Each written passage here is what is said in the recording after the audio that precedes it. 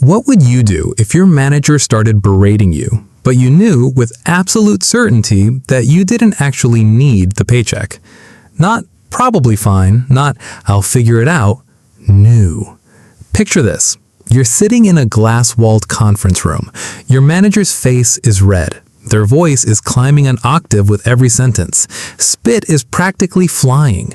Everyone outside the room can see this happening, and you can feel their eyes flicking toward the two of you every few seconds.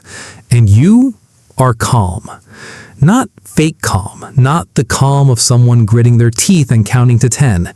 Genuinely, physiologically calm, because in the back of your mind, a single number is running on a loop. 60. 60 months. 5 years of your entire cost of living, sitting quietly in index funds, growing whether you're in this room or not. This toxic confrontation feels like a movie you're just watching rather than a crisis you're living. When your index funds cover half a decade of life, a corporate tantrum stops being a threat. It becomes a formality, a weather event, something that happens around you, not to you. Stick with me, because today we're breaking down exactly why a 5-year ETF runway might be the single most underrated power move in the modern workplace, the psychology behind it, the math behind it, and how you can start building your own version of this financial fortress starting today. Let's start with the scene itself, because I want you to really feel the contrast here. A manager who is screaming has, in that moment, completely lost control of themselves. Their voice is doing the work their argument can't. It's loud because it's trying to trigger something ancient in you, a threat response, a fight or flight spike, the ingrained fear that says, this person controls my survival, so I must appease them immediately. And for most people, that fear is real because it's tied to something very real, the paycheck. If losing this job means missing rent next month, then a screaming boss isn't just unpleasant, it's existentially threatening. Your nervous system knows the stakes. It reacts accordingly. Palms sweat, heart rate spikes. You start rehearsing apologies before you've even done anything wrong. But now change one variable. Instead of, I need this paycheck to survive, the internal script becomes, I have 5 years of expenses sitting in a diversified portfolio, appreciating, completely independent whether I keep this job for one more day. That single shift changes everything about how your body interprets the room. Let's do the actual math, because the specificity here matters. Vague reassurance doesn't calm a nervous system, but concrete numbers do. Say your monthly expenses are a certain fixed number. Rent, food, insurance, transport, the basics. Multiply that by 60. That's your 5-year runway. For most people, that number sounds enormous, almost unreachable. But here's the part that gets missed. You don't need 5 years of income. You need 5 years of expenses. Income and expenses are two completely different mountains to climb, and the second one is dramatically smaller than the first. That distinction is the entire foundation of this strategy. People chase raises, promotions, and side hustles to grow the income side of the equation, while the real leverage, the thing that actually buys you psychological safety, comes from controlling and funding the expense side. Once that buffer exists, sitting in low-cost, diversified index funds, it does something remarkable. It decouples your sense of safety from any single person's mood, decision, or approval. Your manager can yell all they want. Their words are no longer a referendum on whether you eat next month. They're just words. And this matters more today than it did a decade ago, because the economy has changed. Layoffs happen in waves, sometimes with almost no warning, even at companies that look rock solid on the outside. Entire departments get cut over a single earnings call. Job security as a concept has become far more fragile, even in industries that used to be considered safe havens. In that kind of environment, a 5-year ETF buffer isn't just a nice financial cushion. It's arguably the single most powerful piece of workplace leverage a person can build for themselves. More powerful than a good performance review, more powerful than being well-liked, more powerful than tenure. Because all of those things can evaporate overnight in a reorg. Your investment account doesn't care about the reorg. This is the quiet superpower nobody talks about in career advice content. Everyone tells you to negotiate harder, to build your personal brand, to network aggressively. All useful. But almost nobody tells you that the most direct path to workplace power is simply not needing the workplace quite so badly, and that comes from the buffer, not from the job. Let's go deeper into what's actually happening inside both people in that room, because the contrast is fascinating. Your manager, in that screaming moment, is operating from a place of urgent need. They need compliance. They need you to nod, to apologize, to visibly shrink a little, because that visible shrinking is what confirms to them that the power dynamic is intact. Screaming is, in a strange way, a request for reassurance disguised as an attack. It says, "Tell me, through your fear, that I still matter here." You, on the other hand, are operating from a completely different internal state, one of detachment. Not coldness, not disrespect, just distance. You can hear every word they're saying, you can even acknowledge the valid parts of the criticism if there are any, but none of it is landing in the part of your brain that governs survival, because that part of your brain has already been told, "We're fine. We have 60 months. We are not in danger." There's a real neurological story behind this shift, and it's worth understanding in plain terms. When your sense of safety is tied to a single person's approval, your boss specifically, your brain treats that person as a survival-relevant figure, almost like your nervous system files them under the same category as things that could genuinely hurt you. Every interaction with them gets processed with a slight undercurrent of threat. But when your survival is backed by an asset base instead of a person, that threat categorization dissolves. Your manager becomes, neurologically speaking, just another person talking. Their tone might still be unpleasant to listen to, sure, nobody enjoys being yelled at, but it stops triggering the deep survival alarm bells. You're annoyed, maybe, you're not afraid. Now, contrast the two lifestyles that produce these two different nervous systems. Living paycheck to paycheck creates a kind of low-grade, constant background tension.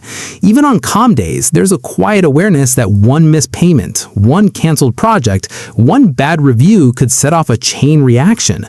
That tension doesn't need a screaming manager to activate it. It's already humming in the background of daily life. A raised voice just turns the volume up on something that was already playing. Automated wealth accumulation produces the opposite state, a kind of stoic quiet. Money moving into index funds every month, dividends reinvesting themselves without you lifting a finger, compounding silently in the background of your life, whether you're stressed, relaxed, on vacation, or sitting in a screaming match. That process doesn't pause for your bad day. It doesn't care if you got yelled at. It just keeps working. And that's the deep psychological trick here. Composure in high-stakes moments isn't really built in the moment itself. Nobody just decides to be calm while being screamed at and successfully pulls it off through willpower alone. Real composure is built months and years earlier, quietly, through the boring, unglamorous act of consistently investing. The calm you display in that conference room is really just the visible tip of a process that started long before the meeting, back when you set up that first automatic transfer into an index fund. Let's talk about what that portfolio is actually doing for you while all of this unfolds, because it's not passive in the sense of doing nothing, it's passive in the sense of doing everything without needing your active attention. Think of a diversified portfolio of low-cost index funds as a 24-hour insurance policy against toxic leadership. It doesn't run on business hours. It doesn't take breaks. While you're sitting in that meeting getting yelled at, your portfolio is still out there, holding fractional ownership across hundreds or thousands of companies, absorbing the ups and downs of the broader market, quietly growing in the background regardless of what's happening to your mood that day. That's fundamentally different from traditional job security, which depends entirely on one employer's decisions, one manager's opinion of you, one industry's health. A diversified portfolio spreads that risk across the entire economy instead of concentrating it in a single relationship. If one company implodes, the index barely notices. If one manager decides they don't like you anymore, your portfolio doesn't even register the event. Then there's the compounding piece, which is honestly the most underrated force in this entire strategy. Every dividend that gets automatically reinvested buys a few more shares. Those shares generate their own future dividends. Those dividends buy more shares, and on in a loop that runs completely independent of your performance reviews. Here's the phrase worth sitting with. Dividend reinvestment buys back your time even while you're being yelled at. That sentence sounds almost poetic, but it's literally mathematically true. Every dollar reinvested today is a small, permanent addition to your future freedom, and it happens whether that particular Tuesday was a good day at work or the worst day of your year. The compounding doesn't check in on your emotional state before it proceeds. Now, here's where the real power move surfaces, the walk-away threshold. This is the point where your investments are generating more value per day than the emotional and physical cost of staying in a toxic environment. It's not just a vague feeling of, I could leave if I wanted to. It's a calculable line. Once your passive growth outpaces the toll that a bad workplace takes on you, staying becomes an active choice rather than a trapped necessity. And that reframe changes the entire emotional texture of every difficult day at work. You're not stuck. You're choosing moment to moment whether this is still worth it. That's the real function of the 5-year buffer. It's not just money in an account, it's professional armor. It absorbs blows that would otherwise land directly on your sense of safety, your self-worth, and your day-to-day nervous system. Now, let's talk tactics, because composure isn't just a nice internal experience. It's also a strategic advantage in the room itself. When you don't react emotionally to workplace aggression, something interesting happens to the dynamic. The person yelling is, consciously or not, watching for a reaction. They're looking for the flinch, the apology, the visible discomfort that confirms their tactic worked. When that reaction doesn't come, when you simply listen, nod where appropriate, and respond evenly, it disrupts their entire script. Most people who escalate to yelling don't have a plan for what happens if the yelling doesn't work. This is where the financial cushion translates directly into tactical advantage. Without the fear of losing income clouding your judgment, you can actually listen to what's being said. Is there a valid point buried in the outburst? Is this a pattern or a one-off bad day for your manager? Is this workplace as a whole still worth your energy? Those are hard questions to answer clearly when you're panicking about your next paycheck. They become much easier to answer when panic isn't part of the equation. And that's really the mental shift at the center of this whole video. Moving from how do I survive this meeting to is this environment still worth my energy? The first question is reactive, defensive, survival-oriented. The second question is evaluative, strategic, almost managerial. You're now assessing the situation the way a person with options assesses a situation, rather than the way a person with no options endures one. This is why the most powerful move in a toxic confrontation isn't a clever comeback or a perfectly worded rebuttal. It's the simple ability to listen without fear.